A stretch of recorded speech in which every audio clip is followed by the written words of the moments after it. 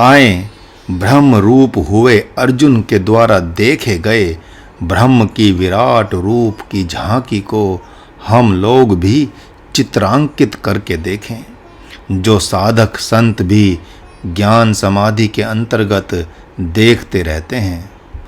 समष्टि चेतनाकाश रूपता ही ब्रह्म का स्वरूप है। दिव्य अर्थात गेरु वर्ण ज्योति रूपता ही मूल प्रकृति अर्थात संकल्प शक्ति है। दिव्य शुभ्र वर्णा ज्योति रूपता ही बुद्धि अर्थात वैष्णवी शक्ति है। दिव्य लाल वर्णा ज्योति रूपता ही मन अर्थात ब्राह्मी शक्ति है।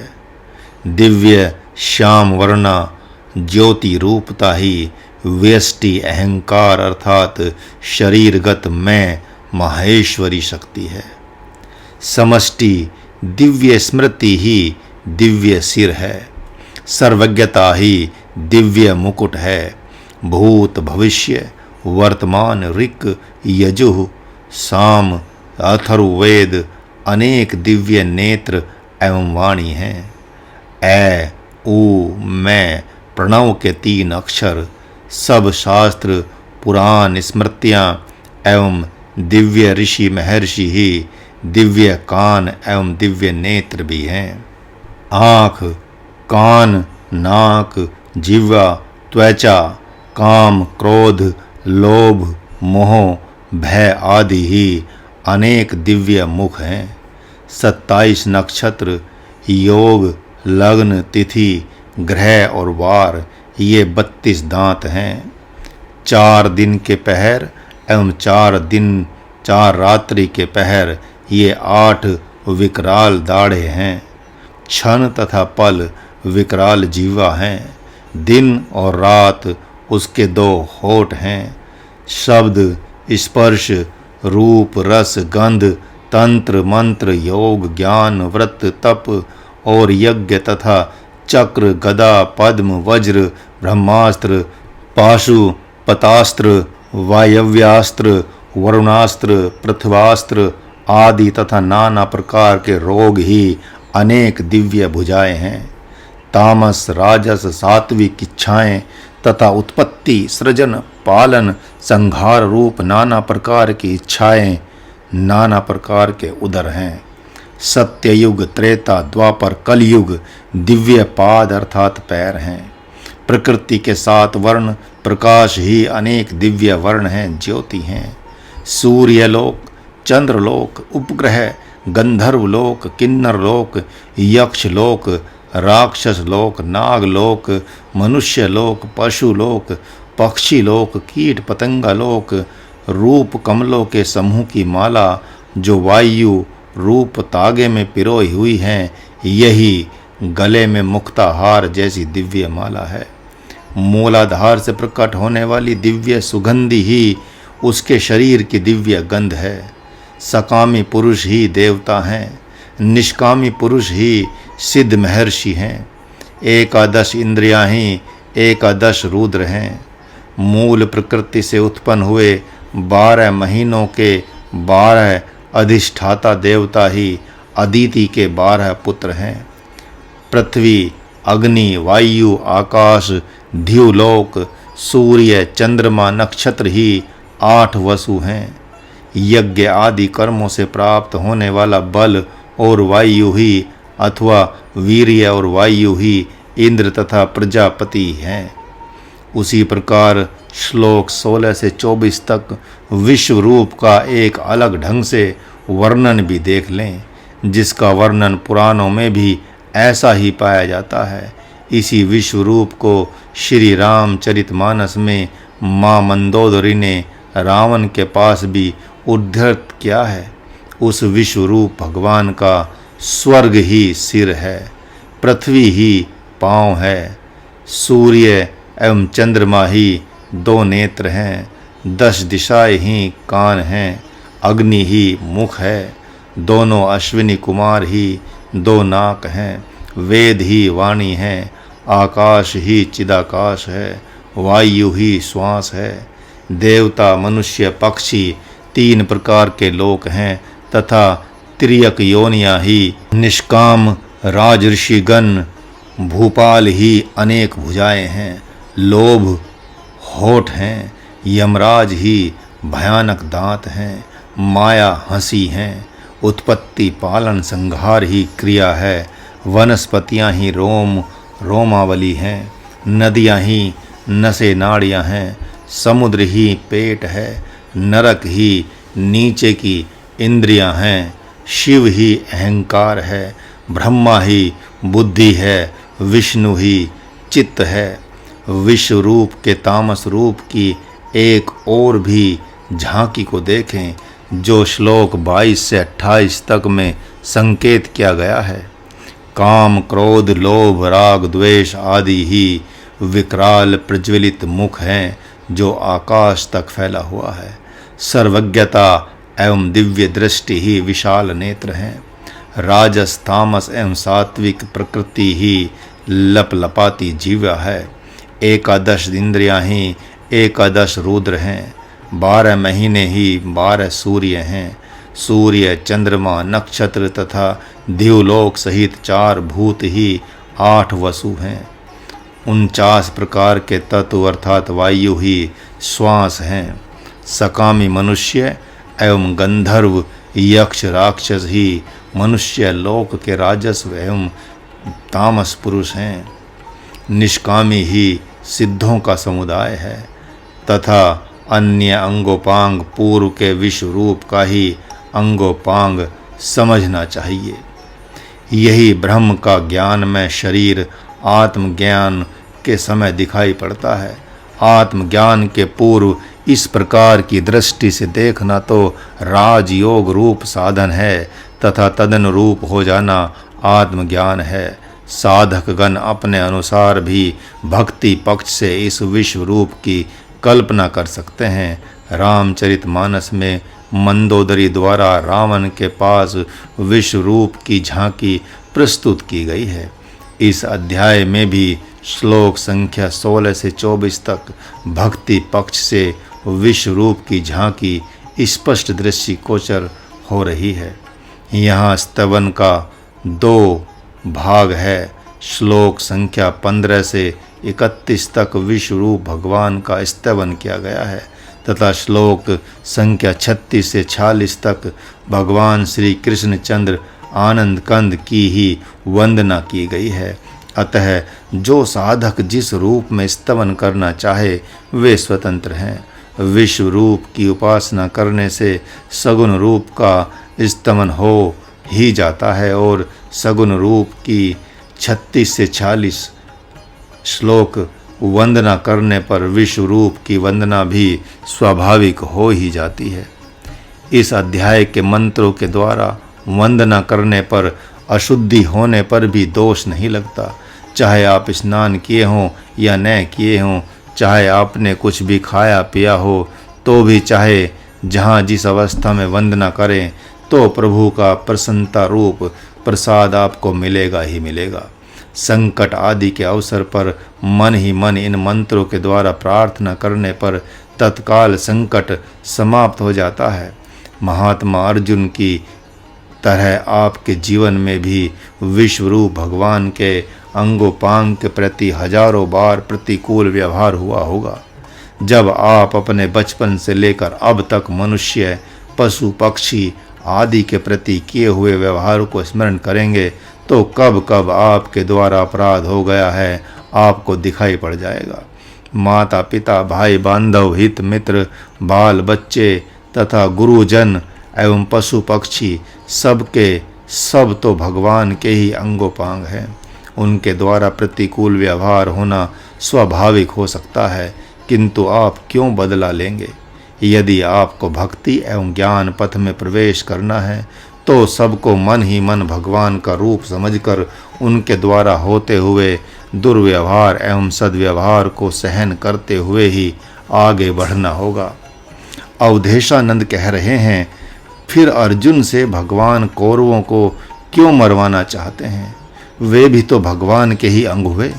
इसके उत्तर में महाराज कहता है कि अर्जुन के सामने साक्षात भगवान है और वे कह रहे हैं कि कौरव रूपी मेरी बाईं भुजा में रोग लग गया है, अतः इसकी शल्य चिकित्सा ऑपरेशन कर दो। वैसे ही यदि आपके सामने भी आपका सद्गुरु रूपी ब्रह्म किसी अवसर पर ऐसा करने को कहे तो आप चूकना मत। अब तक के उपरोक्त मंत्रों का थोड़े में संकेत और भी समझ लें। महात्मा अर्जुन ने भगवान से उनके दिव्य रूप की मांग वैसे ही की जैसे कि भगवती पार्वती ने भगवान शंकर से भगवान श्री राम के यथार्थ रूप की मांग की थी। वे कहती हैं, हे प्रभु, राम कौन है?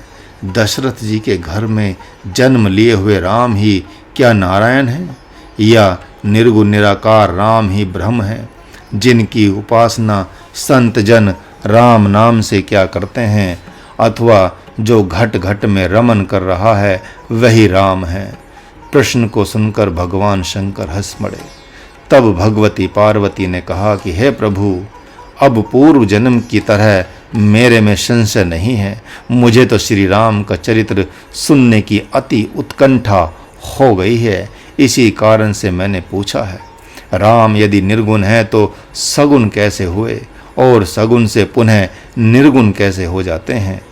एवं मनुष्य रूप में दिव्य लीला का क्या प्रयोजन था, इसे मैं आपके मुख से सुनना चाहती हूँ। ठीक उसी प्रकार भगवान के सामने अर्जुन का भी प्रश्न है। आध्यात्मिक प्रश्न की परंपरा भी यही है। साधक सद्गुरु के पास ब्रह्मचर्य के नियमानुसार सेवा शुश्रूषा करता रहे, और जब कुछ मांगना हो तो वह कहे कि गुरुदेव, मुझे यह जानने की कामना है, यदि आप मुझे अधिकारी जानते हैं तो बताने की कृपा करें। लोग पूछते हैं कि अर्जुन का कैसा आत्मज्ञान है। वे आत्मरूप होकर पुनः जीव रूप हो गए। पहली बात कि उन्होंने तो प्रभु से ब्रह्म ज्ञान मांगा नहीं था, और न ही ब्रह्म ज्ञान की कामना ही की थी। वे तो कुछ और ही कल्पना कर बैठे थे। वे यह नहीं जानते थे कि मैं आत्मरूप होकर के ही सम शांत परमानंद परम पुरुष को देख सकता हूँ। वे जानते थे कि मैं शेष बचा रहूँगा और भगवान के दिव्य रूप को भी देख लूँगा। जिस प्रकार किसी के तन मन हृदय में प्रेतात्मा प्रवेश कर जाती है और वह उस तन मन हृदय को अपने अधिकार में करके वर्तमान तथा बीते हुए काल को बताने लगता है। एक मंत्र सिद्ध करके भी मांत्रिक वर्तमान तथा भूतकाल को बताने लगता है, लेकिन भविष्य नहीं बता सकता। और जब वह उस शरीर से निकल जाता है तब उसकी स्मृति मात्र पुरुष के मन में रह जाती है। उसी प्रकार अर्जुन को नैमित्तिक आत्मज्ञान कराया गया है। प्रभु ने संकल्प कर दिया था और वे आत्मरूप हो गए थे, किंतु पूर्व की वासना के कारण आत्मरूप होकर नहीं रहना चाहते थे। इसलिए वे भयभीत हो गए कि इसी रूप में मुझे रहना न पड़ जाए, क्योंकि सगुण उपासकों एवं भक्तों को ब्रह्म ज्ञान नहीं चाहिए। वे भक्त रूप में ही अपने भगवान की दिव्य लीला को देखना चाहते हैं। इसलिए अर्जुन के पास से प्रभु निर्गुण निराकार रूप से मानो हट गए, अर्थात उन्होंने अपना संकल्प हटा लिया। जैसे प्रेत ग्रसित की स्मृति बनी रहती है, उसी प्रकार आत्मज्ञान की स्मृति अर्जुन को बनी रह गई। जिस प्रकार स्वप्न से जगा हुआ पुरुष स्वप्न को संकल्प से देखता है, उसी प्रकार अर्जुन के मन में विश्व रूपता अब संकल्प से दिखाई दे रही थी। कोई पूछ सकता है कि क्षत्रिय भगवान की भुजा कैसे हो सकते हैं, तथा वैश्य पेट, शूद्र पांव और ब्राह्मण मुख कैसे हो सकते हैं? इसलिए कि राजतंत्र में प्रजा पालन रूप सेवा क्षत्रिय को दी गई है, अतः वे भगवान की भुजा भी हैं। यद्यपि महाराज ने निर्गुण निराकार की जो झांकी प्रस्तुत की है, उसमें ब्रह्म की अनेक दिव्य भुजाएं और हैं, किंतु भक्ति पक्ष में इन्हें ऐसा भी स्वीकार किया गया है। उसी प्रकार खेती करना, पशुपालन करना वैश्य के लिए सेवा दी गई है, इसीलिए उन्हें ब्रह्म का पेट भी कहा गया है। महाराज के द्वारा पेट का वर्णन किसी और ढंग से किया गया है। शूद्र को अर्थात सामान्य बुद्धि वाले पुरुष को स्थूल कर्म दिया गया है, जिसे भगवान स्थूल कर्म नहीं मानता। जिस प्रकार प्रभु श्री राम के हनुमान एवं अंगद पांव हैं, क्योंकि ब्रह्म इन्हीं पांवों से गमन करता है। जब रावण के दरबार में अंगद ने पांव टेक दिया तो अंततो गत्वा रावण उनके पांव को हटाने आया और अंगद ने वहां से पांव हटा लिया। एक बात जानना चाहिए कि पांव अंगद ने नहीं हटाया, भगवान की वहां प्रेरणा हुई और उन्होंने पांव हटा लिया। प्रभु श्री राम अपने पैरों में ब्राह्मण को कभी हाथ नहीं लगाने देंगे, इसीलिए तो अंगद ने कहा था कि जाओ श्री राम को प्रणाम करो। अभ्यानंद कह रहे हैं कि मेघनाद ब्राह्मण नहीं था क्या? हाँ, यह बात भी ठीक है। नरानाम ने नराधिपम, मनुष्यों में मैं राजा हूँ, गीता का अध्याय 10 के अनुसार राजा में साक्षात ब्रह्म का अंश होता है। क्योंकि रावण ब्राह्मण भी है और राजा भी है, इसलिए उसके साथ भगवान श्री राम पूज्य का ही व्यवहार करेंगे। रही बात मेघनाद की, तो वहाँ पर वह केवल एक प्रजा का अंग है। उसने क्षत्रियों के संपूर्ण गुणों को धारण कर लिया है, इसलिए भी वहाँ भगवान विशेषाधिकार का प्रयोग कर रहे हैं। कहीं कहीं विशेष चुनौती के लिए विशेष धर्म को भी धारण करना पड़ता है। प्रभु श्री राम ने सोचा, यदि मेघनाद यहाँ पैर को नहीं हिला सकता तो सभासदों में यह स्पष्ट हो जाएगा कि रावण भी टस से मस नहीं कर सकता है। क्योंकि रावण देवराज इंद्र से पराजित हो चुका था और बंदी भी बना लिया गया था, जिसे मेघनाद ने इंद्र को बंदी बनाकर छुड़ा लिया था तथा पुलत्स्य ऋषि के कहने से उसने इंद्र को छोड़ा था। हनुमान जी भी भगवान श्री राम के पांव हैं। सभी जानते हैं कि वे प्रभु श्री राम के वाहन भी हैं। यज्ञशाला के स्थूल कर्म जैसे यज्ञशाला का मंडप बनाना, यज्ञशाला का कुंड खोदना, यज्ञशाला की वेदी का निर्माण करना, ये सब शूद्र अर्थात सेवक ही तो करते हैं। इसी प्रकार ब्राह्मणों को जप तप यज्ञ आदि के द्वारा क्षत्रिय वैश्य और शूद्र की रक्षा करने की सेवा दी गई है। इसलिए वह ब्रह्म का मुख वाणी कहा गया है।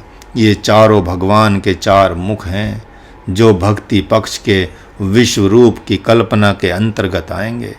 महाराज के द्वारा वर्णित इन चारों अंगों का आंशिक संकेत दिया गया है, क्योंकि 11 अध्याय का विश्व रूप ज्ञान में रूप है। क्योंकि यह अध्यात्म शास्त्र है, महाराज अब वर्ण व्यवस्था को महत्व नहीं देता, क्योंकि सैद्धांतिक संकरता सभी वर्गों में आ गई है। सभी सबके कर्म को करने लग गए हैं, जबकि एक कर्म इन चारों के लिए था, वह है भगवान का ही उपासना करना। अन्य कर्मों में विभाजन था। मानो भगवान कह रहे हैं कि यहाँ पर ये सब महावीर योद्धा मेरी ही भुजाएं हैं, किंतु इन भुजाओं में ऐसा रोग हो गया है कि इन भुजाओं को काटने के सिवा और कोई चारा नहीं रह गया है, क्योंकि ये घोर अत्याचारी एवं विलासी हो गए हैं। यह सत्य ही है कि भगवान का यहाँ कहा हुआ अन्यथा नहीं है, क्योंकि सहस्त्रार्जुन के समय उसके सहित बहुत से क्षत्रिय विलासी हो गए थे, जिनका भगवान परशुराम ने वध कर दिया था। रावण, बाली आदि भी उसी दशा को प्राप्त हुए। महाराज के अंदर एक पहेली आ रही है कि अर्जुन के मन में यह भी हो रहा है कि पितामह भीष्म जैसा धर्म का सूक्ष्म ज्ञाता, द्रोणाचार्य जैसा धनुर्वेदाचार्य, जो इस धरा की विभूति हैं, वध के योग्य नहीं है। किंतु उन्हें यह भी जानना चाहिए कि जब रावण की 20 भुजा कटती थी तो पुनः 20 उस जगह नहीं प्रकट हो जाती थी। इस न्याय से भीष्म जैसे भगवान की भुजा कटेगी तो उस भीष्म जैसे अनेकों भीष्म प्रकट हो जाएंगे। वैसे ही एक द्रोणाचार्य का वध होगा तो उनके अनेक असंख्य द्रोणाचार्य प्रकट हो जाएंगे। वैसे भी वे सब के सब परस्पर में अपने बदले की भावना से युद्ध के मैदान में आए हुए हैं। द्रुपद धृष्टद्युम्न, शिखंडी, जयद्रथ, शकुनी, कर्ण आदि योद्धा भी अपने वैर भाव का बदला चुकाने के लिए इस युद्ध भूमि में आए हुए हैं। इस प्रकार वैसे लोगों के लिए तो यह धर्म युद्ध है ही नहीं।